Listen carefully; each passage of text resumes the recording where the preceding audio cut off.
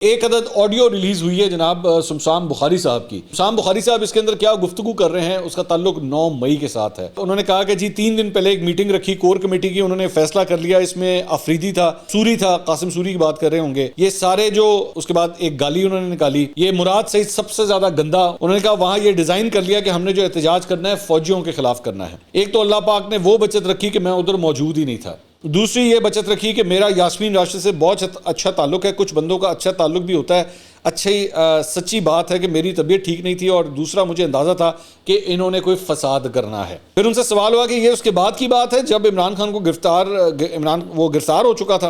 वो कहते हैं कि इमरान खान पकड़ा जा चुका था, ये उसके बाद। तो मैंने कहा कि मैं तो उकाड़ा में हूँ, नहीं आ सकता। पहले ये उधर गए, शफकत महमूद समझदार आदमी है, उन्होंने वहां जाकर कहा कि अब हमने कोर कमांडर हाउस जाना है। शफकत ने कहा ना जाओ, हम पार्टी तबाह कर लेंगे। यास्मीन राशिद ने कहा कि साहब का हुक्म है। शफकत महमूद ने गाड़ी स्टार्ट की और अपने घर वापस चले गए।